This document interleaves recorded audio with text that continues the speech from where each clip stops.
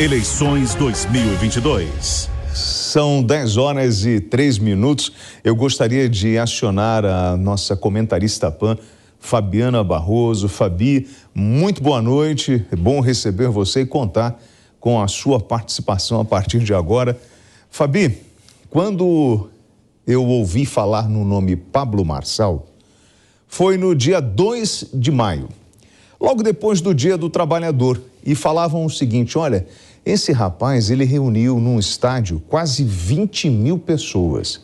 E aí eu comecei a fazer um paralelo olhando o evento que nós tivemos aqui em apoio ao presidente da República, na Avenida Paulista, e o evento que nós tivemos em apoio ao presidente Lula, na Praça Charles Miller, ali no Pacaembu. E você imaginar que uma pessoa que não aparecia para o grande público estava reunindo 20 mil pessoas, isso chamava muito a atenção. Você conhecia esse nome, Pablo Marçal? Boa noite, William.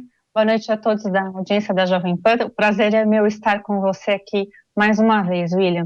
Eu realmente também não conhecia o Pablo Marçal e, para ser sincera, um dia também ele entrou na DM do meu Instagram e fez um convite. Eu participei com ele de um podcast lá em Alphaville, onde ele tem uma sede, e depois que eu gravei o podcast com ele, ele me disse então que ele sairia candidato à presidência da República. Até ali eu conhecia vagamente assim de rede social, mas realmente não tinha prestado atenção ainda no nome Pablo Marçal, ainda mais no campo da política. E o porquê que eu estou falando isso, Fabi? Porque nós vamos começar o Headline News de hoje entrevistando o pré-candidato à presidência da República, Pablo Marçal, do Partido Republicano da Ordem Social PROS. Pablo, muito boa noite. Como eu disse, eu não te conhecia como pré-candidato e fiquei surpreso depois que um amigo falou que você tinha conseguido reunir algo em torno de 20 mil pessoas. Foi no estádio de Minas Gerais, não é isso? Boa noite a todos, boa noite, Fabi, boa noite a Jovem Pan. Obrigado aí pela oportunidade. Foi no estádio de Barueri, na Arena Barueri aqui de São Paulo. Ah, foi em São Paulo mesmo? Quantas pessoas você colocou no estádio, Pablo? 20 mil pessoas no estádio e 35 mil online, por 7 horas de evento. A gente percebe que você tem uma habilidade com as redes sociais. Você hoje consegue movimentar muito os seus apoiadores. Porém, aqueles que falam do Pablo Marçal chamam ele de marqueteiro, falam que o Pablo teve problemas na justiça ou que o Pablo se envolveu numa expedição que deu errado, precisou resgatar. E eu queria aproveitar esse início de bate-papo para a gente esclarecer principalmente esses pontos. O primeiro deles é o seguinte: você teve algum problema na justiça? Olha, a Justiça do Brasil hoje tem mais de 21 milhões de processos, né? Então, só no âmbito digital. Eu sou do direito e é difícil você achar alguém que não teve problema na justiça. Então, o que você tem que fazer hoje é consultar meu CPF, né? No meu CPF hoje não consta absolutamente nada, nenhum processo contra mim, e um fato inusitado a meu respeito é que, tendo 26 empresas, eu nunca acionei ninguém na justiça. Então, eu, Pablo, particularmente, não tenho nenhum problema com a justiça. Se já tive, já foi resolvido. Sim, Pablo. Por que eu estou te questionando isso? Provavelmente, as pessoas que estão concorrendo com você vão apontar a tua vida, vão buscar a sua vida e vão apresentar isso para a sociedade como um todo. A gente está tendo a oportunidade de conversar aqui, para além de você falar sobre os seus projetos como pré-candidato para o Brasil, e a gente observa que você, inclusive, mudou o tom da tua campanha. Hoje você é muito mais incisivo, mais provocador, e você mesmo fala que tinha adotado essa postura, né, de ser um pouco mais provocador. Eu gostaria de esclarecer esses pontos. Você esteve envolvido em uma investigação policial? Estive, eu tinha 18 anos de idade, trabalhei por um pastor na época da igreja que eu frequentava. Eu consertei computador para ele, fui processado por 13 anos e foi extinta a punibilidade. E hoje não consta absolutamente nada contra você? Absolutamente nada. Pablo, o que aconteceu naquela expedição que você organizou? O que deu de errado?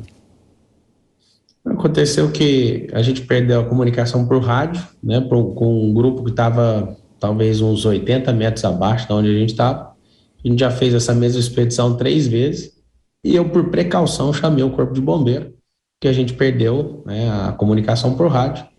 Graças a Deus, né, ninguém nem arranhou nem a ponta da unha, a gente aprendeu bastante com isso. E eu acredito que esse estilo de querer buscar as polêmicas da vida de uma pessoa é interessante, a gente tem a oportunidade aqui de mostrar. Obrigado ao Corpo de Bombeiro que nos prestou ali o acompanhamento. Eu vejo que o Brasil também precisa de ajuda agora e por isso eu me coloquei aqui, né, para auxiliar o Brasil no próximo passo.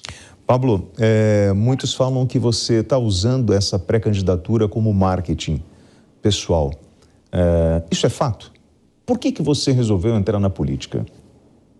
Olha, se eu quisesse fazer marketing pessoal, sendo o maior lançador aí digital hoje da América do Sul, não falando em faturamento, não falando em qualidade, nada disso, porque isso aí é difícil comparar uns com os outros, mas em faturamento a gente é o maior da América Latina, né? Pelos 2 anos que se passou aí. É muito mais barato eu usar tráfego pago que gastar alguns milhões de reais numa campanha dessa envergadura, né? Expor a saúde mental da minha família, principalmente da minha esposa, expor, né, os meus negócios. Em 15 anos eu nunca tive uma única queda no meu faturamento e desde que eu me posicionei publicamente para ingresso na política, meu faturamento caiu. Então, assim, eu vejo que 60% das pessoas não querem votar nem no Lula nem no Bolsonaro. E eu vejo que é uma oportunidade que o Brasil tem de ouro, não só comigo, mas com grandes candidatos que estão aí. A gente não foi condenado a votar nem no Lula, nem no Bolsonaro.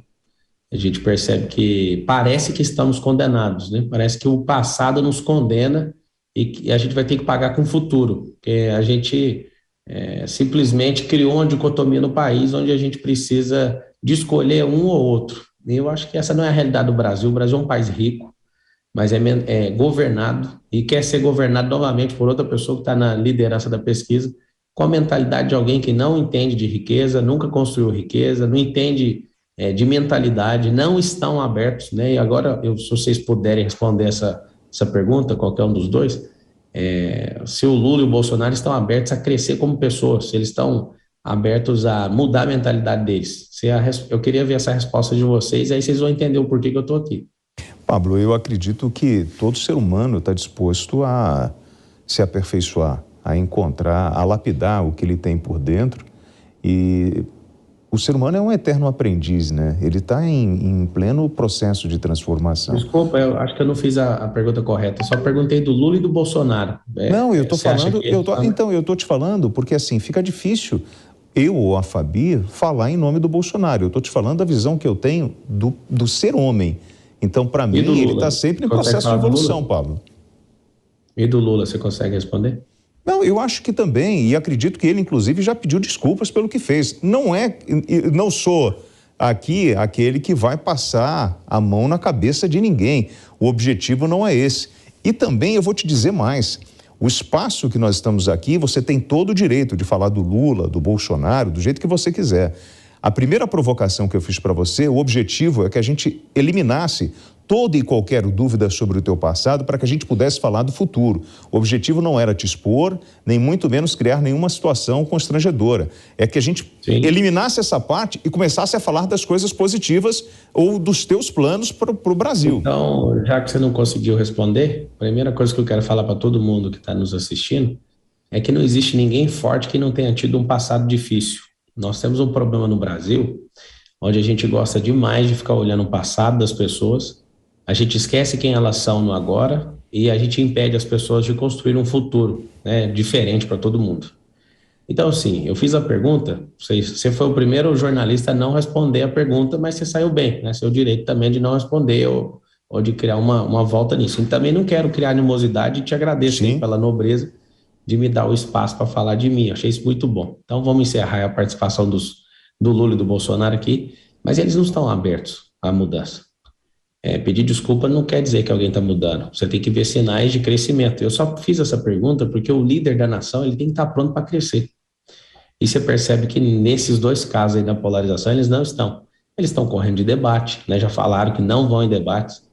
Eu estava assistindo agora uma entrevista do Ciro, e eu vi ele ali esclarecendo muita coisa, e o Bolsonaro e o Lula não vão. Eu fui na entrevista do Correio Brasiliense e nenhum dos dois foram. E eles não vão entrar, porque na democracia o que constrói a democracia é o debate. Mas eu vou seguir seu conselho. Gostei muito aí de deixar de lado esses dois e vamos focar no Brasil. Sim, vamos lá, Pablo. Você, se estivesse na frente de nas pesquisas, você estaria disposto a discutir com os demais sobre os problemas do Brasil? Eu acho que uma das coisas que eu mais amo é o pensamento. Se eu estiver em último, que é o que eu não estou, estou em quinto lugar na pesquisa, em algumas pesquisas, né? Em Brasília, eu estou na frente da Simone Tebet, estou em quarto, lá em Brasília, e eu comecei agora, né? Eu acho que eu tenho 4 semanas que eu estou na pesquisa. Na primeira semana eu estava com 0,5, depois eu fui para 1, agora está com 1,6 em algumas pesquisas. E eu vou te falar a verdade, é muito bom ver seu nome na pesquisa ali, poxa, mó gratificante, mas tudo que eu toquei na minha vida até hoje, eu não fiquei perguntando o que alguém achava, eu fui construindo e resultado exponencial, em breve a gente enxerga ele, é igual a semente, né? Toda semente começa pequena. Mas respondendo a pergunta, se eu tivesse em primeiro, segundo e terceiro, eu jamais seria covarde numa coisa chamada democracia, a ponto de me esconder, né, eu não sei como responder. Eu já percebi também que da redemocratização para cá, nenhum presidente gosta de ir para o debate, porque ninguém vai debater ideia com ele, vai bater resultado. Então, como a gente vê 2 dígitos de inflação no colo do presidente, como a gente vê 2 dígitos de desemprego no colo do presidente, não tem o que debater. Aí a gente não vai discutir ideia contra ideia, vai discutir ideia contra fato. E aí é por isso que eu sei que tem esse momento de covardia contra a democracia, mas eu consigo entender. Mas a resposta é simples, eu jamais, né, ainda mais se eu fosse do Exército, eu jamais arregaria por um chamado da nação. Bom, Pablo, vamos convidar a Fabi para esse bate-papo. Fabiana Barroso, comentarista PAN, a palavra está com você. Boa noite, Pablo. Eu queria até já começar partindo do pressuposto, você é uma pessoa jovem. Se eu não me engano, você tem 34 anos, me corrija se eu estiver errada, vai fazer 35 anos. E eu, por curiosidade, eu tenho acompanhado algumas entrevistas suas, até para conhecê-lo melhor. E uma das oportunidades que eu vi das suas entrevistas, eu achei muito curioso essa parte onde você acabou explanando, dizendo que agora, neste momento, sendo jovem, você estaria disponível a concorrer à presidência da República. E já num próximo pleito, o seu projeto de vida individual, você não estaria mais apto porque você já estaria aposentado. É isso mesmo? E se for, você pode explicar qual que é a sua ideia a respeito disso? Posso. Boa noite, Fabi. Obrigado aí pela pergunta. Antes, quero mandar um beijão para sua mãe. Você me conheceu naquele dia que eu te chamei no podcast, mas sua mãe já me conhecia, né? Eu sou assistido aí por 10 milhões de pessoas todos os meses. E eu vi o carinho que ela me tratou, né? Eu não lembro quem era a outra senhora com ela, mas deixo registrado aqui um beijão no coração dela. Me senti muito amado por ela naquele dia. O que é a questão? Tem mais de 10 anos que eu já coloquei data para minha aposentadoria enquanto trabalhador das minhas próprias empresas e dos meus investimentos. Está marcado para o dia 18/4/2027. Depois disso, né, por um projeto individual humanitário, eu estou construindo uma cidade na África. E já tem 2 anos, não é questão eleitoreira, mas é um chamado do meu coração.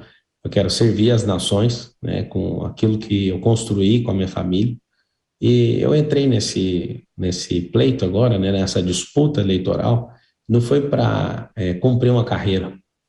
Eu não quero me tornar um político. Eu quero pegar aquilo que eu já sou político na parte privada e potencializar o Brasil nesses próximos 4 anos. Então eu vejo muitas pessoas falando, eu gosto demais de você, mas eu vou votar em você em 2026. E aí eu já estou deixando bem claro, não vai ter essa oportunidade. Além de não ser a favor de reeleição, eu não quero ficar concorrendo como o Ciro Gomes. Acabei de assistir uma entrevista dele e eu acho muito bonito ali, né, o amor que ele tem, como ele está dedicado em se tornar presidente, concorrendo pela 4ª vez. Dá para perceber que ele vai concorrer a 5ª, a 6ª, a 7ª. Eu acredito num processo eleitoral que a gente se coloca à disposição. E se o Brasil não entende que você está apto, né, ou que eles querem esse rumo daquilo que está dentro do seu coração, acho que tem que aparecer novos nomes. Então, mesmo eu ganhando, se eu ganhar, não estarei disponível, não sou a favor da reeleição, acho isso eu vou usar a palavra bem certa para não ficar com proselitismo aqui ou com prolixidade, eu acho uma bandidagem o que fizeram com a democracia brasileira. né, hoje, depois de um cumprimento de mais de 580 dias de prisão do Luiz Inácio Lula da Silva, ele está aí em primeiro lugar nas pesquisas. Esse país não vai para frente desse jeito. Então, me coloquei à disposição. Não, eu quero deixar claro, eu não sou um carreirista, não vou virar minha vida para ficar indo atrás de cargos. Várias pessoas falaram, vai primeiro como deputado. Não, não vou fazer isso. Eu me coloquei à disposição da nação e estou em paz em relação a isso. Se o Brasil não entender que é a hora, eu fico em paz, né? Continuo crescendo e prosperando, mas o estilo de vida que eu adotei, eu quero, depois dessa data da aposentadoria, não empreender mais, viver só dos investimentos e cumprir minha missão humanitária, né, de construir cidades. Eu quero construir muitas cidades. Eu tenho ajudado a construir uma cidade que está custando em 5 milhões de dólares na África. Isso tem mexido lá na Angola, num país chamado Angola, em Luanda. E isso toca meu coração, o coração dos meus filhos. Eu tenho 4 filhos e da minha esposa também. Pablo, você, para fazer uma afirmação dessa, eu acredito que você quebrou muitos paradigmas na tua vida, se programou para chegar onde você chegou e criou as suas metas, as suas metas. Você fala em destravar a nação. O plano base do teu governo é focar na autoestima do brasileiro, é mudar a mentalidade do brasileiro para aí sim se tornar uma grande nação, e é por isso que você usa essa expressão destravar a nação? Eu não vejo nenhum pré-candidato, nem candidato, nem ninguém, né, do cenário político aí majoritário nacional falar sobre mentalidade. É uma das coisas que eu não quero testar, já funciona.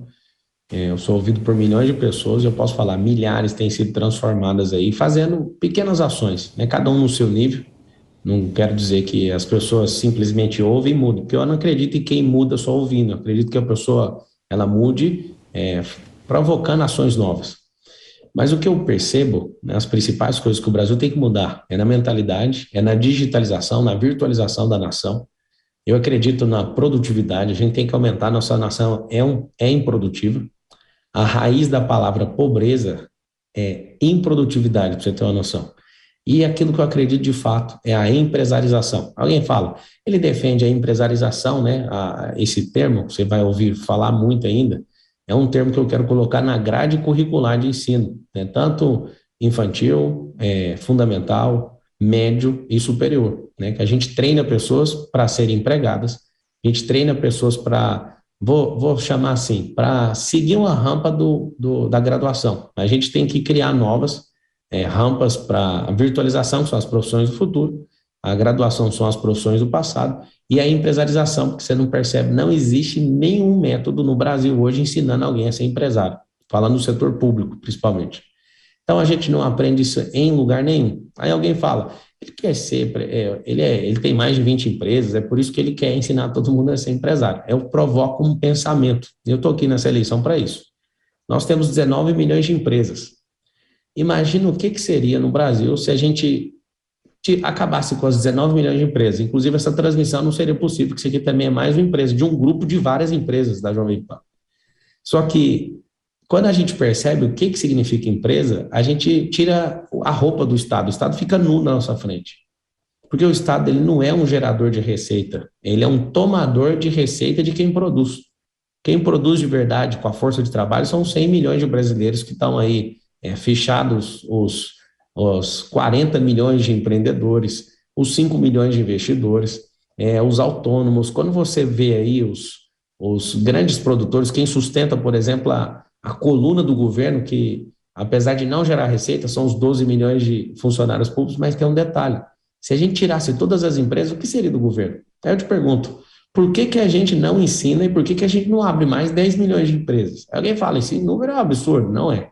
A gente abre 1,5 milhões de empresas todos os anos, só que uma empresa que é aberta em 2017, ela, para chegar até 2020, que são 3 anos, ela tem a chance de ser fechada de 87% de chance de não conseguir chegar em 2020, só para você ter uma ideia.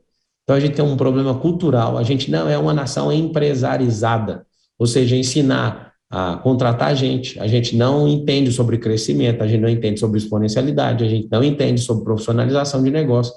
Principalmente, uma das grandes funções da empresa, ela é o legado empresarial. Pra você ter uma noção, 92% das empresas no Brasil são empresas familiares.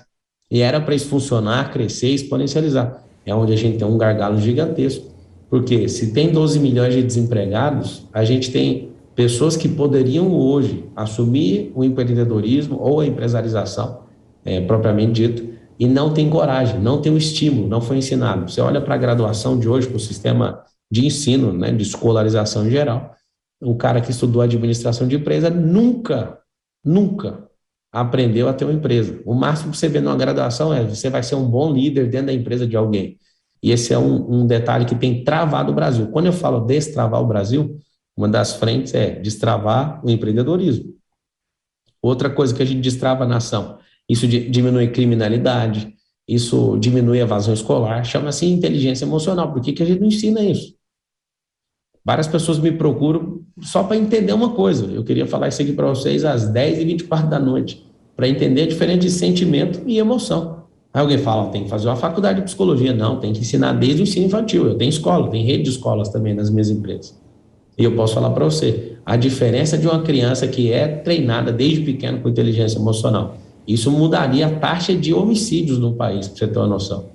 Quando eu ensino essas crianças a serem empreendedoras desde pequeno, quando eu ensino no ensino fundamental para elas, ao invés delas focarem no emprego, isso é muito bom, mas elas tinham que pensar nos 3 níveis: o emprego, o empreendedorismo e o investimento, desde pequenas. Imagina a gente ensinando riqueza para todo mundo.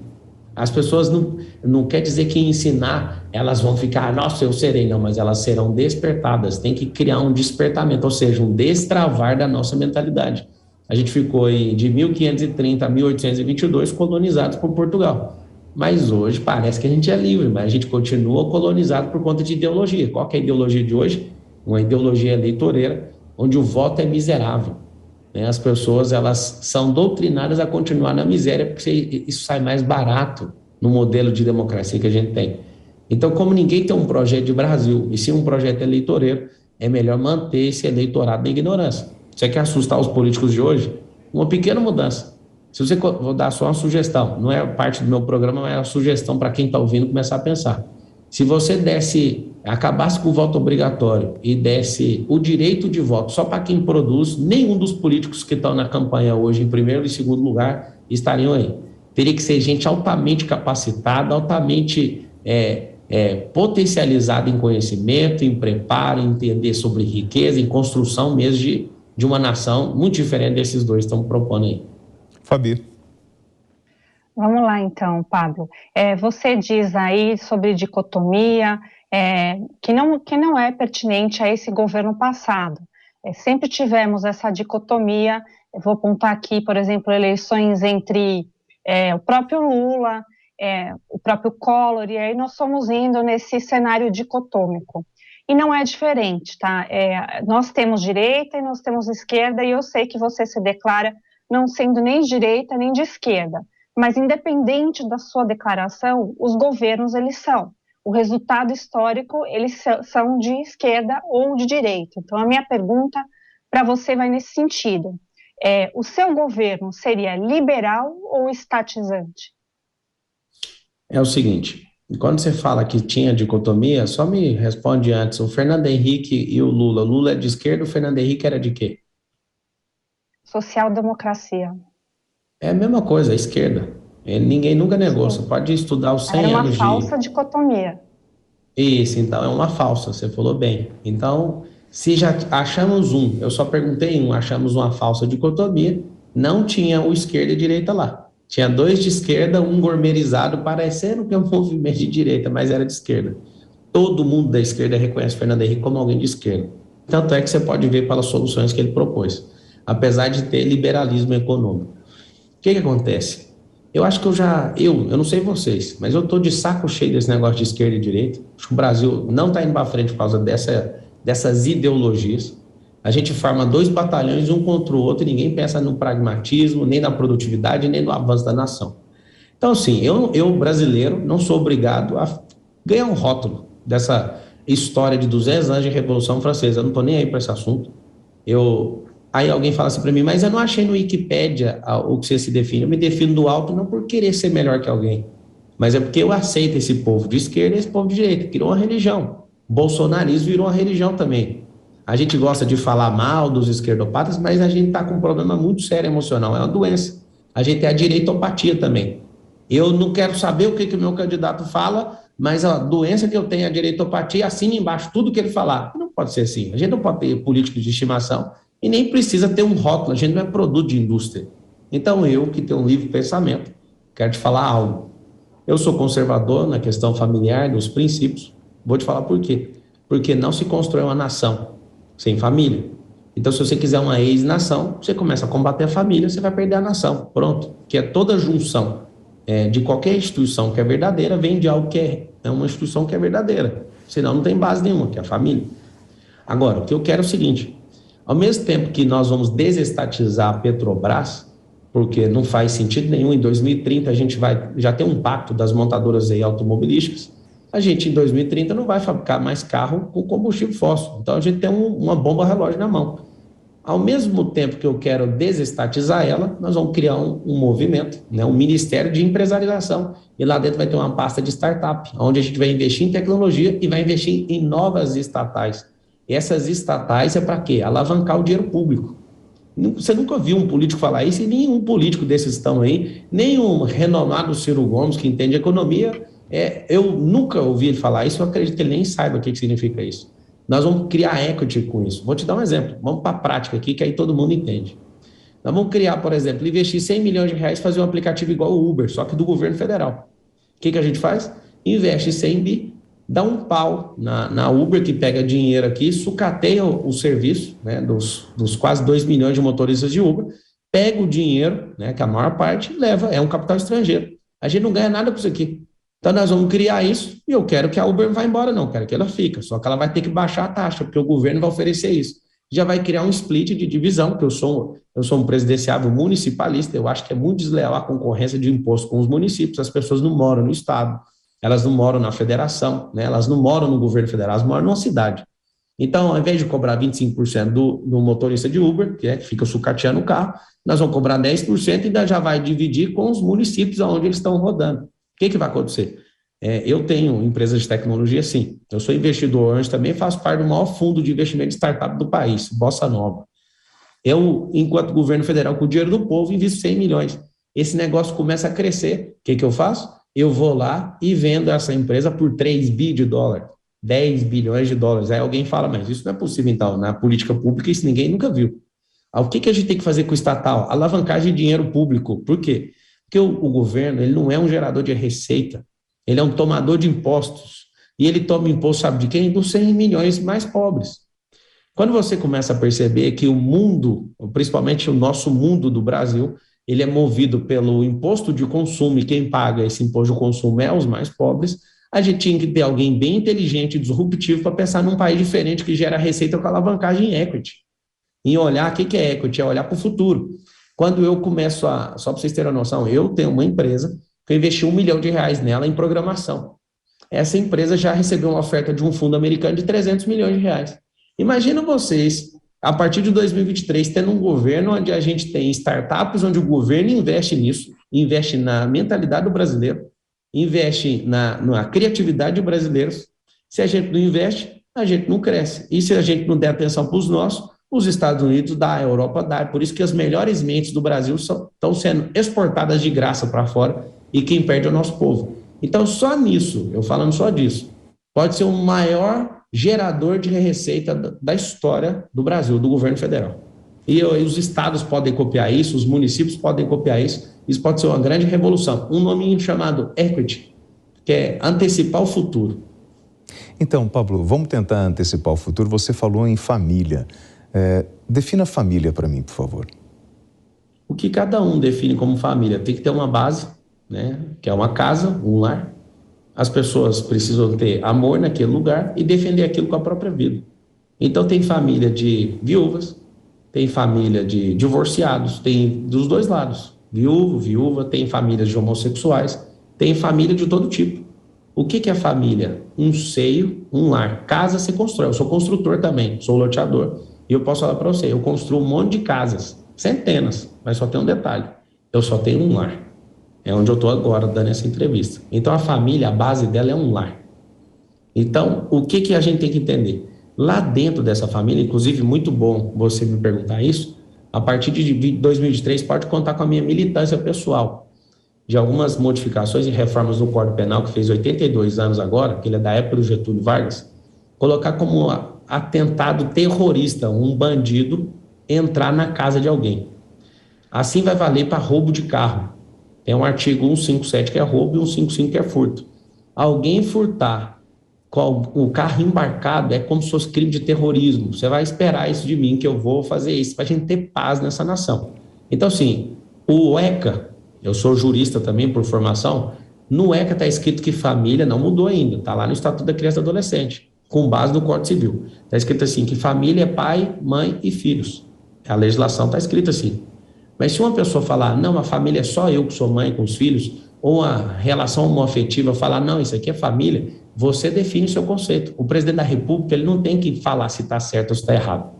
Mas para vocês saberem, na legislação está escrito uma coisa, mas o que define a família é o detentor do lar, que é diferente de uma casa. Às vezes tem 2 lares dentro de uma casa física tem 2 famílias ali agrupadas.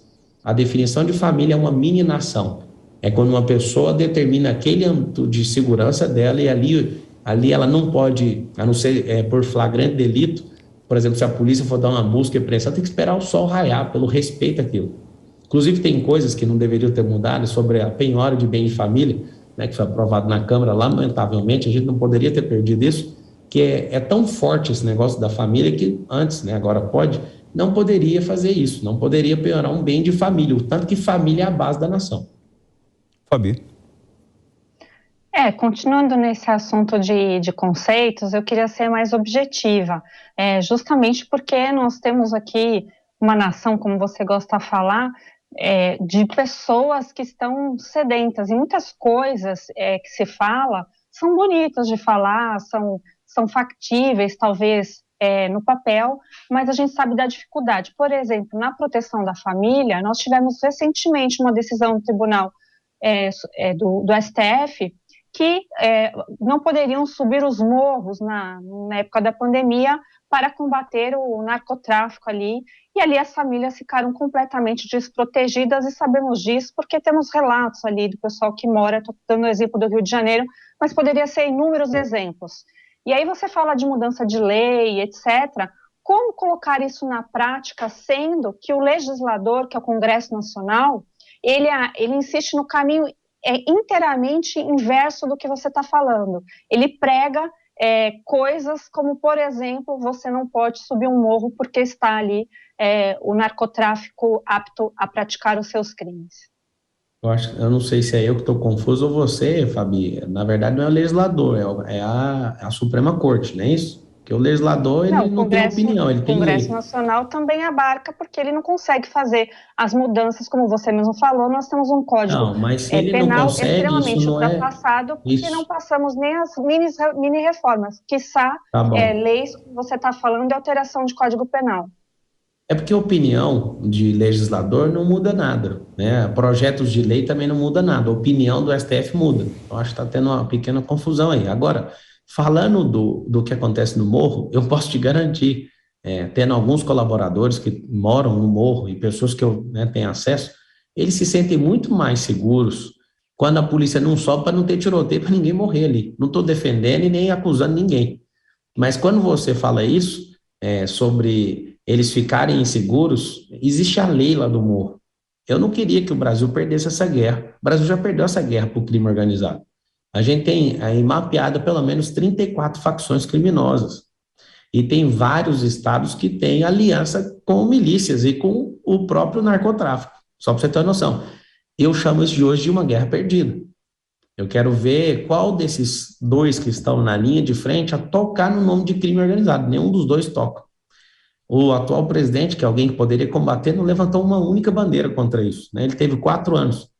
E eu sei que você falou assim que ideias são bonitas e que a gente precisa do esforço, é igual família. Eu imagino que vocês tenham família e na família de vocês precisa ter negociação. Então, se eu virar para os meus filhos agora e falar para eles, vocês querem ir pescar, que é o que eu mais gosto de fazer numa viagem, ou vocês querem ir para a Disney, eles vão pedir para a Disney. O que eu vou fazer? Vou negociar com eles. Então, vamos para a Disney. Não é imoral, não tem nada de errado, vamos para a Disney. Só tem um detalhe, para ir para a Disney vocês têm que ir em 4 pescarias comigo. Então, assim, não tem novidade nenhuma que o parlamento a gente precisa de negociar. E eu vejo o seguinte, que a pergunta que as pessoas mais me fazem, como você vai negociar com o Congresso de jeito? Imagina, o atual presidente, ele ficou 2 anos sem governar, tentou fazer isso sozinho. E aí, quando ele viu, ele precisava de tomar as medidas para ir para a reeleição, o que ele fez? Foi lá e deu o orçamento na mão do relator. Essa bagunça aí chamada orçamento secreto foi transferida a energia para o parlamento. Eu nunca na minha vida, eu estou envolvido no direito desde 2005. E eu acompanhei, assim, assistindo TV Senado, e sempre envolvido com TV Câmara, e sempre, sabe assim, muito envolvido. Eu sempre gostei do mundo jurídico, né? E eu percebi que nunca na história um deputado teve 400 milhões de reais em emenda. O governo Bolsonaro deu esse lindo tiro, né, para o parlamento. Eu não sei explicar se é por preguiça ou se é só por reeleição, né, para realmente abrir o trânsito para ver se aprova alguma coisa. Então, assim, longe de ser crítico pessoal do atual presidente, eu não posso ficar calado com a mazela que tem sobre gestão pública, talvez. Eu acredito que ele ainda não entenda. Ele entende de parlamento e ainda adota a postura de parlamentar. Alguém não entendeu a liturgia do cargo de presidente da República. Se tivesse entendido, ele tinha assumido os compromissos dele. Mas eu vou lembrar do começo da entrevista, vocês estão fazendo perguntas para mim e eu tenho que responder sobre mim, né? Então eu vou me ater nisso aqui. Eu não vejo dificuldade nenhuma, né? A gente tem reformas e ninguém toca nisso. Bolsonaro, ele falou que era contra a reeleição e acabou não ofertando ela com a mini reforma eleitoral, não quis fazer isso. Eu imagino que ele tem um tesão, né, de disputar isso com Lula. Infelizmente, o que determina a eleição é a economia. E eu vejo que ele perdeu a eleição por causa disso, está tentando congelar preço. E mais do que ser difícil aprovar uma lei, é seguir a liturgia, de fechar a boquinha e não falar tudo que pensa, para seguir a liturgia de um cargo que está completamente desmoralizado por culpa do atual presidente. Marçal, vamos lá. Fabi tocou num tema muito importante, falando sobre as comunidades do Rio de Janeiro. Você mesmo falou sobre esse território dominado e você encara como uma guerra perdida. Com organização criminosa não tem acordo, isso é fato. Você falou que se entrarem na sua casa ou roubarem um carro, isso é lei, você vai enquadrar isso como terrorismo. Então eu queria saber a sua postura em relação aos narcotraficantes ou milicianos, grupos paramilitares que atuam hoje no Brasil, não só nas comunidades do Rio de Janeiro, nas favelas de São Paulo, no Nordeste e, como você disse, são 30 e poucas facções criminosas que atuam também dentro da Amazônia. Então, seu enfrentamento ao narcotráfico no Brasil. Quando você fala de Amazônia, a gente tem que entender aonde que está o ente federativo. Eu sei que é bonito, né, todas as perguntas e respostas que um pré-candidato ou candidato à presidência da República vem a responder, parece que vai resolver tudo. Só que, por exemplo, você fala de um morro no Rio de Janeiro, você está falando de quem? Do ente federativo chamado Estado do Rio de Janeiro. Qual que é o titular desse ente federativo? Governador do Rio de Janeiro. E a responsabilidade dele é subsidiária e, em alguns casos, solidária na segurança pública com o ente federativo do município, que é quem? O prefeito. Agora, naquilo que tange a Polícia Federal, ao Exército, a Defesa em geral, é o presidente do Brasil. É o Ministério da Justiça, que hoje está acoplado ao Ministério da Justiça com Segurança Pública, que é uma coisa que, a partir de 2023, vai estar desvinculado. O Ministério da Justiça vai ser para um e outra tocada, né, com outro ministro da Segurança Pública. No que tange a esfera federal, a gente vai ter um enfrentamento muito forte, mas eu vou te falar. Você disse que não tem como negociar. Tem como negociar sim. Você negocia qualquer nível. Eu vou te falar. Tem mais lealdade na bandidagem, né, pelo que eu ouço falar, inclusive com os piores políticos do Brasil. Se eles falarem que vão fazer um negócio, o negócio acontece. É muito fácil você negociar com bandido, porque você fala com ele, eles têm um código de honra interno deles, e esses caras cumprem o que estão falando. Então, sabe o que acontece? Ninguém quer enfrentar isso porque precisa ser impopular. Agora, o que a gente precisa fazer? Simplesmente é pegar e dividir o problema. O problema é gigantesco, 40 mil homicídios por ano. Vou pegar um caso de alguém que é case de sucesso, chama Ronaldo Caiado. Não posso falar nada de apoio, meu partido não tem declaração em relação ao apoio, mas eu sou do Estado de Goiás e eu vi a declaração dele, eu achei muito interessante. Ele falou no começo do governo dele, eu vou dar 1 ano para os bandidos ou mudarem de Goiás ou mudarem de profissão. Dá uma olhada vocês, aí, jornalistas, depois do que aconteceu no estado de Goiás. Eu falo porque tem parentes lá. A criminalidade lá caiu drasticamente. Eu vi uma vez um áudio, né? Eu tenho um grupo de segurança pública com quase 400 policiais, chama 300G, de policiais de alta e média patente de todas as polícias. Inclusive tem brigadeiro da aeronáutica aí com a gente. Tem coronéis, tem sargentos, major, delegados federais, delegados da civil. Eu criei um movimento para a gente estruturar a segurança pública do país. Lá nesse estado teve um enfrentamento de verdade. E aí o estado inteiro se juntou contra esses bandidos. Esses crimes de novo cangaço, eu vi uma interceptação telefônica que foi publicada e é muito interessante a ligação. Na ligação, o bandido fala assim, não passe em Goiás, que aí a tolerância é zero. Ou seja, ali recuperou o respeito, tem como? Agora imagina, nós estamos falando de um estado. A gente tem mais 26. Pablo. Então o que a gente tem que fazer como gestor público, só para finalizar? Nós precisamos abrir o coração uns dos outros e modelar. O que a gente faz na gestão privada que não existe na gestão pública por conta de ego? Nós precisamos modelar o que cada líder de algum ente federativo conseguiu de bom. A gente no Brasil tem um monte de gente despreparada. No próprio podcast que eu gravei no meu canal do YouTube com a Fabi, a gente falou disso. Ela se propôs a ajudar vários parlamentares que entraram na última legislatura e não sabiam o que era uma LDO, pra você ter uma noção. E gente totalmente crua. Assim acontece com os 5.570 prefeitos do Brasil. Eles não sabem nada sobre orçamento, nem sobre recursos, nem sobre matemática. Imagina, a gente tem uma gestão que não é profissional, uma gestão pública, e cada um faz o que quer. É por isso que a gente tem um país completamente desordenado. Eu não quero que todo mundo pense igual a eu pense igual a Fabi, eu penso igual a Bolsonaro. Eu quero gente pensando diferente, mas o mínimo que é uma gestão pública, eu quero que vocês esperem isso também. Né? No esforço do presidente da República, eu que sou um treinador, tenho quase 400 mil alunos na internet, eu amo educação, eu tenho rede de escola, eu posso falar para vocês. Eu acredito que a educação pode mudar o mundo. A gente também tem que fazer gestão pública, as pessoas têm que se profissionalizar. Né? Na reforma eleitoral, a gente tem que aceitar todo tipo de gente, só que tem que ter os requisitos. Você quer concorrer a cargo majoritário no seu estado ou na nação? Quero. No seu município? Quero. Tem que ter pelo menos o mínimo para você entender o que significa ser um gestor. Esse é o problema que a gente tem gente despreparada de toda ordem, porque o sistema eleitoral, esse sistema representativo, eu só coloco gente que parece comigo, mas se não tiver um mínimo, né, de gestão, de eficiência e de análise de recurso, a gente não consegue pegar as melhores práticas e modelar gestões aí que são um sucesso no Brasil. Pablo, vamos voltar lá. Só para eu fazer uma observação em relação ao que você falou do papel do Estado e da Prefeitura. A droga consumida no Brasil, ela não vem daqui, ela é colombiana, ela vem do Paraguai, enfim, o armamento... Tem coisas que são produzidas aqui, drogas sintéticas são produzidas aqui, eu só quero te falar que não são todas que vêm de fora. 80% do faturamento do tráfico de drogas no Brasil vem da maconha. Nós temos, por exemplo, as armas de guerra que estão hoje, elas pertencem, o controle é feito pelo Exército e pela Polícia Federal, e hoje são armas de guerra que estão dentro das favelas. Quando Sim. você fala, que eu falei que não se faz acordo com o criminoso, você falou, não, a gente faz acordo com todo mundo. Você admite a possibilidade, é só para a gente não deixar nada pairando, você admite a possibilidade de negociar com o crime organizado, é isso ou não? Com qualquer um. Por exemplo, você fala assim, nós vamos recolher as armas, né? Quando você fala de 80% da droga produzida é maconha, tem várias, né? Já tem decisões judiciais aprovando o plantio aqui dentro do território brasileiro, para você ter uma noção.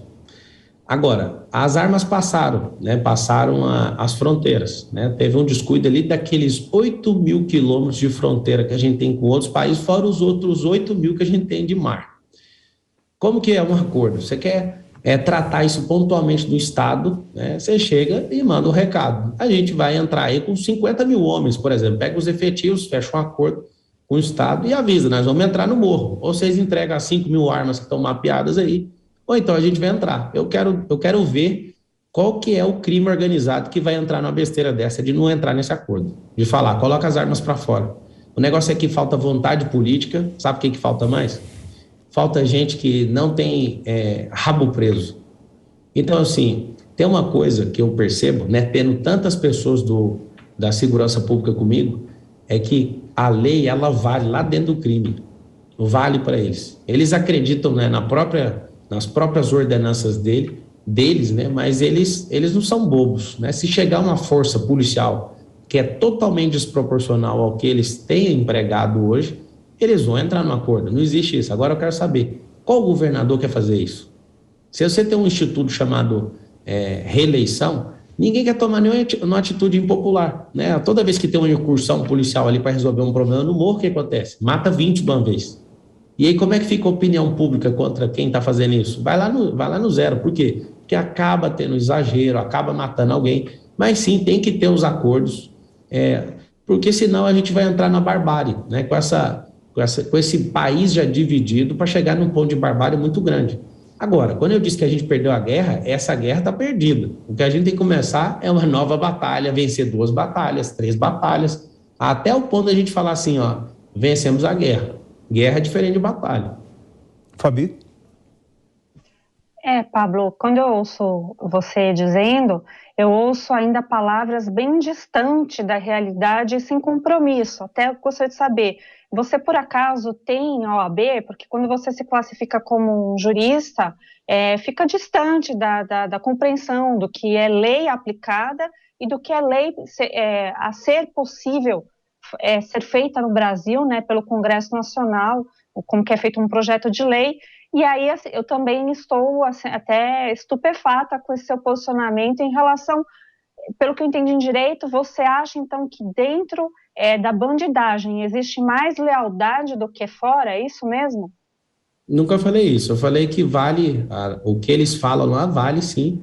Você pode ver aí nas próprias notícias que vocês dão que o PCC, ele tem um tribunal dele e é um tribunal moral, né? Por isso que chama crime organizado, eles foram doutrinados a ter mais organização que o Estado, e se não tiver alguém que se posiciona, daqui 3 eleições para presidente, eu posso asseverar para vocês, como a gente perdeu a guerra, daqui uns 12 anos no máximo, a gente vai ter um presidente eleito pelo PCC. Agora, voltando à questão do jurista, eu sei que você também é bacharel em direito, eu não sei se você exerce advocacia, jurista não é qualidade privativa de advogado, e sim de alguém que é do direito, né? Eu sou jurista por formação, sou amante do direito, inclusive vou publicar ainda esse ano um livro que é tirando a juridiquês aí do nossa Constituição Federal para mostrar as 498 páginas que é essa Constituição Federal, e vou fazer a comparação com a Constituição Americana, que tem 13 páginas, né? Você pode abrir agora e olhar aí no PDF. Sou amante de legislação, entendo razoavelmente, né, sobre isso, e eu sei que falando é muito fácil. Mas o senhor está nos quadros da Ordem dos Advogados do Brasil? Nunca estive, nem precisa, e eu posso continuar falando sobre isso, né? Numa certa vez, numa reunião no Clubhouse, vieram me questionar, veio um professor da USP lá e explicou, isso é só um adjetivo, né? Às vezes pode incomodar alguém que tem a ordem. Estive com o presidente da ordem também esses dias, lá em Brasília, isso é só um adjetivo, né? Se a pessoa gosta de usar ou não, fica a critério dela. Sou bacharel em direito, não segui minha carreira jurídica, mas tenho muita honra e vou continuar usando esse adjetivo aí por ser alguém que entende razoavelmente. Pablo, o senhor falou sobre o tamanho da nossa fronteira. Realmente nós temos um país do tamanho de um continente. O senhor fala em criar uma espécie de organismo único, né? O que vai unir o povo brasileiro? O que nos une como verdadeiros irmãos nesse país? O que o senhor acha que pode despertar no brasileiro? O propósito da nação. É claro, né, que se você perguntar para brasileiro, dos 12 perfis que tem no país, qual que é o chamado dessa nação? A maioria não sabe responder. Se você for observar ao longo da história, o Egito já foi o país mais rico do mundo, a Grécia já foi, a França já foi, a Espanha por muito pouco tempo já foi, a Alemanha já foi, a Inglaterra já foi, os Estados Unidos, eu vou falar do jeito que eu consigo ver, já foi também, que é uma nação dividida, igual estão fazendo no método que está rodando aqui no Brasil, essa história de dicotomia política, de direita e de esquerda, eles estão dividindo a nação, e até 2030 a gente vai ter uma nação que vai passar a gente, né? Já passou, na verdade, a gente vai passar os Estados Unidos, que é a China. Mesmo com o empobrecimento da nação, o fato deles serem uma nação sociocapitalista, eles vão ultrapassar os Estados Unidos. Por quê? Porque eles têm unidade, têm foco. Eles não têm um lifestyle que o brasileiro tem, muito menos, nunca terão um lifestyle que o americano tem. Só que é o seguinte, eu acredito de verdade que o que nos une é um propósito que essa nação tem. Nós somos a nação mais rica da Terra. No encontro pessoal que eu tive com o Michel Temer, ele me relatou uma fala do presidente da China que os dois tiveram. E nesse relato, o presidente da China falou assim para ele: vocês têm que fazer o Brasil florescer, porque vocês nunca viveram os anos dourados e nós, chineses, estamos de olho no Brasil, porque vocês estão perto de viver esse ano. Ninguém da América do Sul viveu isso, mas o Brasil é a nação que, nesses tempos agora, vai viver esse tempo dourado. E eu posso asseverar para você que se a gente mudar a mentalidade, virtualizar esse país e entrar nesse modelo de empresarização, é coisa de uma década. A gente consegue figurar. Nós já chegamos em 5º lugar como nação mais rica da Terra, segundo a logística de PIB aí mundial, né, que é o Produto Interno Bruto. Você que está assistindo agora, são os gastos governamentais, que são descontrolados, o consumo interno, que não é estimulado, a importação e a exportação. A grosso modo, isso significa a fórmula do PIB. Então, o que eu falo para cada um de vocês que estão assistindo? Se a gente mexer em 3 coisas desse país, né, a Fabi gosta de falar assim, é muito simples falar. Eu não posso pegar na caneta porque eu não tenho a titularidade de um agente público, né? Mas na minha posição de agente privado, né, de produzir política, gerando milhões de reais em impostos, gerando centenas de empregos, destravando essa nação, já mesmo não tendo cadeira de político, eu posso falar para você que não é fácil. É difícil para quem não começou, mas é simples para quem repete e de forma progressiva faz isso todos os dias. Então eu acredito de fato, né, no Brasil, eu acredito no brasileiro. Eu sei que muitas coisas a gente pode propor, né, nessas próximas semanas eu vou propor as 90 teses, né, para mudar o Brasil nesses próximos 4 anos, e a gente vai repetir aquilo que a gente viu em 1950. Eu não sei se você que está assistindo sabe, mas antes do Juscelino Kubitschek, a gente era um país costeiro. O Juscelino ele andou 30%, né, para dentro ali, 30 graus. Se você pegar ali, é como se fosse a faixa do fuso horário, ele andou 2 graus de fuso horário para dentro do Brasil, aquele ano a Belém, Brasília, explodiu o Centro-Oeste, trouxe a capital federal do Rio de Janeiro ali para Brasília, criando ali mais um ente federativo, e ali aconteceu algo. O Brasil, de fato, avançou 50 anos em 5. Só que parou ali. O Brasil pode continuar avançando, a gente não investiu em transporte multimodal, a gente não investiu em tecnologia, a gente tem um déficit em digitalização nesse país, numa era da informação, onde o nosso povo só fica assistindo Reels e TikToks, onde a gente está produzindo uma camada na sociedade de pelo menos 10 milhões de pessoas, nessa década agora, de pessoas que fazem parte da revolução digital na história da humanidade. E a gente está perdendo tempo. A gente está até hoje estimulando as pessoas a irem para uma graduação, sendo que só 17% de todo o Brasil tem um diploma em mãos. Você olha para a Austrália, que é um país desenvolvido, lá 70% das pessoas não querem um diploma universitário. Então a gente tem que entender o chamado. Terminando a resposta. O chamado do Brasil é assumir nessas próximas décadas, e tem como acelerar isso, a maior nação, a mais próspera da Terra. Só tem um detalhe: se a gente não perder essa mentalidade de escravos, não vamos conseguir. A gente é visto até hoje pela comunidade internacional como aquele Éden.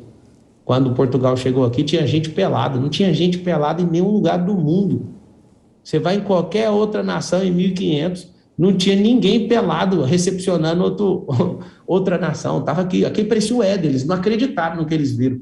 Aí eles falaram, vamos trocar espelho aqui em pau-brasil, aquela história terrível. E até hoje a gente é visto assim como um país explorado. Aqui não tem indústria automobilística. Aqui a gente é o 3º maior campo produtivo do mundo, alimenta mais de 1 bilhão de pessoas. Tem 33 milhões de pessoas passando fome, tem alguma coisa errada, é uma mentalidade de escravo até hoje, de miséria. E é estimulado por gente eleitoreira. E é muito simples de entender o jogo. Ou vocês, brasileiros, se posicionem, pessoas como a Fabi, que é entendida, se posiciona politicamente, eu acho que ela faz isso como jornalista, mas o que a gente precisa é de um reforço na política. Eu mesmo sou um covarde, passei a minha vida inteira falando, eu vou prosperar, eu não vou ficar dando ideia, e deixamos os nojentos governarem.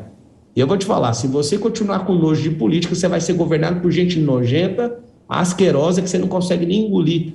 Mas a comunidade internacional nos vê por causa de uma única fala de alguém que é destrambelhado. Atenção, Rede Jovem Pan, a hora certa são 10h58. Fabi. Pablo, eu acho que, voltando aqui na questão de idade, como você é uma pessoa jovem, é a primeira vez que está num pleito eleitoral. Você já se colocou muito bem que esse será seu último e único pleito. Então, fica aqui as questões ainda, acho que as pessoas precisam realmente te conhecer.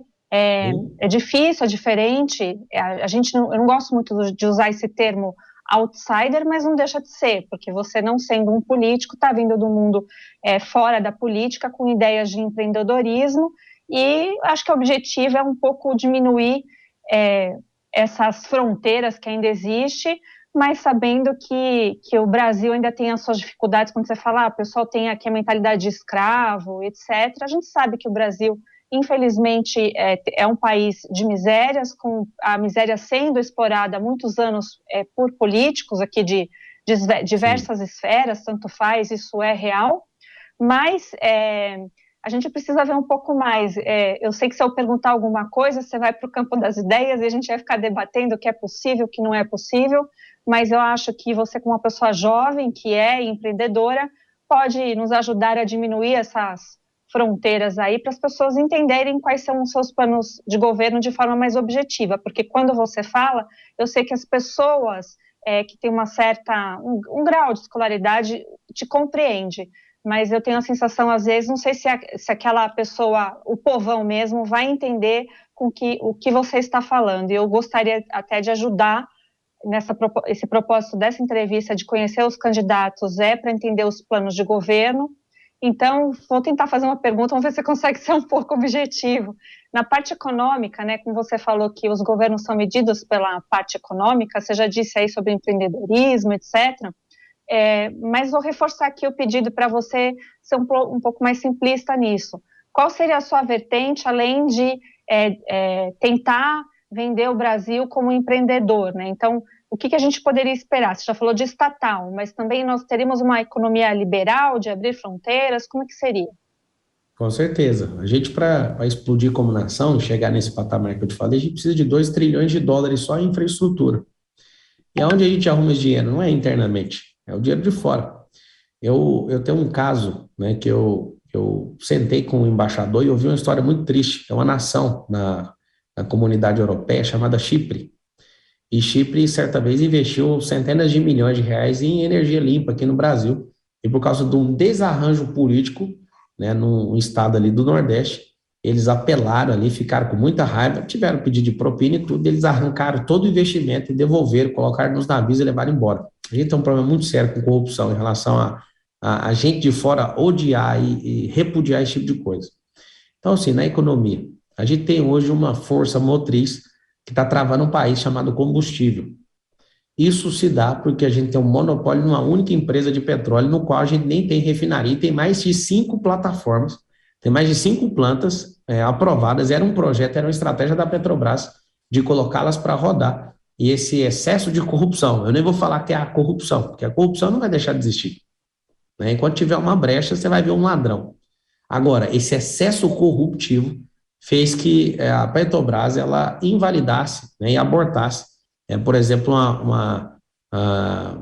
uma plataforma lá no Rio de Janeiro, onde foi demitido 50 mil pessoas. E a gente ia fazer o refino do petróleo aqui. Então, como que você faz para arrumar a economia? Diferente de pedir para o supermercado congelar preço, a mesma coisa de você pegar um picolé e colocar em Zenit, né, no sol, meio-dia, na Paulista, em pleno verão. Não adianta, o picolé vai derreter. Estão querendo segurar por causa da eleição, mas ninguém vai segurar, vai voltar o ano de 86 com essas medidas. O que a gente precisa é o seguinte: o que move o país na energia? Vou dar 2 informações aqui para o Brasil. Se a gente começasse a evoluir agora, as pessoas pelo menos trocassem 10% dos automóveis a combustão para automóveis a bateria, a gente ia precisar de dobrar a nossa matriz energética, só por causa de 10% dos veículos. Imagina o regaço que não ia acontecer. Então, se um país quer crescer na economia, o que ele precisa ser soberano desde sempre, que é o que a gente mas finge que está tudo bem? A gente precisa crescer na matriz energética. Por que a gente vai crescer na matriz energética suja? A gente tem que partir para a limpa. Nós temos um país, isso é muito importante, todo mundo saber disso todo dia. Nós temos uma cobertura solar impressionante no território, né? Como bem falado, no continente brasileiro. Então, a gente pode muito bem fazer grandes usinas. Eu, Pablo Marçal, tenho usina solar. eu percebi o investimento disso, o retorno de milhões de dólares em relação a esse investimento. Eu fiz isso para os nossos negócios, para minha casa. Eu falei, não faz sentido. O que acontece? Eu produzo as minhas próprias energias das minhas empresas. É impressionante, eu amo ter feito isso. Então, eu sou um cidadão, eu sou um empresário que produz as minhas próprias energias. Inclusive, eu posso vender energia, né, pelo tanto que eu produzo para outras empresas e para algumas residências, se for o caso. Então, a gente precisa de investir numa matriz energética e nesses próximos 10 anos a gente tem que triplicar nossa capacidade energética. Primeira coisa. Na Petrobras, como ela vai cair, pelo menos, isso é uma previsão de um investidor falando. Você não vê político falando que eles não entendem disso. Quem não é investidor, lamentavelmente, você pode ter estudado economia, mas se você não entende de investimento na prática, você não sabe do que eu estou falando. Isso eu falo para alguém que é politiqueiro, não para vocês que estão entrevistando. Mas, por exemplo, como o combustível fóssil está condenado até 2030, a gente vai ter uma tokenização, tanto de minério como de petróleo, numa virada. Sim, vai ter uma grande virada econômica em 2030. Eu estou querendo antecipar isso para esse país. Vai acontecer algo. A nossa empresa de energia, que tem 38% de lucratividade, enquanto outras petrolíferas nos Estados Unidos e na União Europeia têm 6 a 10% de lucratividade, ela vai perder pelo menos 90% do valor de mercado. Duas coisas a gente tem que fazer com a Petrobras correndo. A primeira é desestatizar ela. A segunda é fazer o quê? É fragmentar ela em diversas empresas para ter concorrência, a gente ter uma queda no combustível, na questão da distribuição, e, pelo amor de Deus, a gente precisa de refinar nosso próprio petróleo. Imagina, a gente exporta o petróleo e compra ele refinado. Isso é coisa de 1.500. Não faz sentido, não tem ninguém que põe um pé na porta. Então, quando a gente teve quase a viabilidade disso, alguém, por conta de corrupção, foi lá e frenou todos os projetos de crescimento e todo o projeto de engenharia da Petrobras. Ou seja, se colocar na mão de politiqueiro de novo essa companhia, né, palmas para o Bolsonaro, ele deu 48 bilhões de lucros para os acionistas. Eu, enquanto investidor, gosto. Só tem um detalhe. Tem bomba no Brasil que já chegou a bater R$10 no litro. Ela é do povo ou não? A Dilma, para fazer graça para o povo, quebrou a Petrobras. Jogou ela na lona. O Temer foi lá, regulou ela com PPI, né, que é em relação ao valor de compra, dolarizando o insumo que a gente compra e equalizando os 30% de compra em relação aos 70% que fica aqui, põe 100% e dolariza o valor do petróleo, ele fica o dobro do que é vendido nos Estados Unidos em real. Então, Pablo, assim, o que a gente precisa, só para encerrar o entendimento, o que a gente precisa para estimular a economia chama energia. Primeiro, a energia de vento, a energia de sol, e cortar essas energias aos poucos, essa energia suja. Segunda energia que a gente precisa é humana. O que é pobreza? Improdutividade, baixa taxa de energia humana sendo empregada na economia. Energia humana gera uma outra energia, transformação de commodity em algo. A gente pega o ferro, a bauxita, transforma em alumínio. A gente pega as riquezas em commodity que a gente tem e produz a transformação. Se a gente circular essas energias, a gente cria um turbilhão na economia. Pablo, a gente já estourou o nosso horário aqui, mas eu queria te fazer um convite. É uma pena, o papo tá bom, mas para a gente encerrar, você topa um ping-pong, mas tem que ser rapidinho. Poxa, vamos lá, ué. Vamos lá? Saúde pública. Calamidade. TSE. Qual que é a pergunta? TSE. TSE. Assim, eu queria fazer ping-pong, mas eu tinha que falar. Não precisa de uma justiça eleitoral. A gente pode ter uma justiça comum, em vários países é assim. Mas é necessário hoje, né? Pelos ataques à democracia, se faz necessário. Aborto. É assassinato. Tem que mudar o tipo penal. Legalização da maconha. É desnecessário para utilização, porque baixa a produtividade, e agora para uso medicinal tem que liberar. Jair Bolsonaro. É um antídoto do petismo, é um antibiótico que está passando o limite. Se ministrado novamente, vai ter um problema de parar o sistema nervoso do país. Luiz Inácio Lula da Silva. É o maior ladrão da história. Não tem nem como falar, é só ir no Google digitar que você vai perceber. Plano de habitação. Foi paralisado, é um projeto de um senador lá do DF, né? Quem não sabe, quem criou esse projeto aí foi o Gin Argelo, né? Hoje foi apelidado de Minha Casa e Minha Vida. Foi paralisado. Eu acho que a gente tem que retomar e tem que dar poder para os municípios, né? Para mover a habitação e tirar, descentralizar isso do governo federal. SUS precisa de digitalização e cortar os 50% do dinheiro público que é roubado durante todas as gestões aí, cascateamento. Agronegócio. a força motriz desse país, representa 30% do PIB e a gente ainda é muito improdutivo e a gente tem que dar crédito para o mini, né, o pequeno produtor rural, para as famílias rurais. Privatizações. Existem empresas que não podem ser privatizadas e a gente não tem que tratar com essa palavra, mas a desestatização, aquilo que não dá lucro para o Estado e nem para a sociedade, tem que ser compartilhado o mais rápido possível e ter novas estatizações de tecnologia. Focado 5G. 5G. 5G tem que ser testado ainda, né? Tem alguns problemas aí nas transmissões. É muito boa a velocidade, mas essa velocidade pode afetar a saúde humana. Posso te fazer uma pergunta? O que foi marketing ou de provocação que você fez durante essa entrevista para chamar a atenção e o que foi real? Desde a hora que eu entrei aqui, eu me propus a ser real e verdadeiro no que eu estou falando. Eu queria agradecer a tua participação. Nós conversamos com o pré-candidato à presidência da República, Pablo Marçal, do Partido Republicano da Ordem Social do PROS. Então, muito obrigado pela gentileza desse espaço e, com certeza, ao longo, né, desses meses, nós vamos nos encontrar de novo e talvez até mesmo com outros candidatos num debate. Então, muito obrigado pela gentileza desse bate-papo.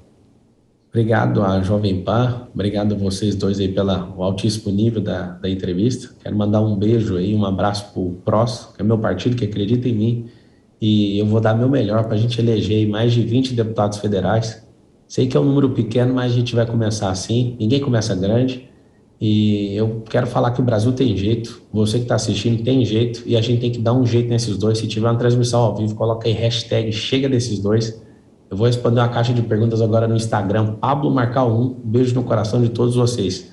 Família Obrigado. Jovem Pan continua aí incentivando o debate. Espero que os dois, né, compareçam, mas eu acho que eles não vão comparecer porque eles vão ser muito prejudicados. Um bom descanso, uma boa noite para o senhor.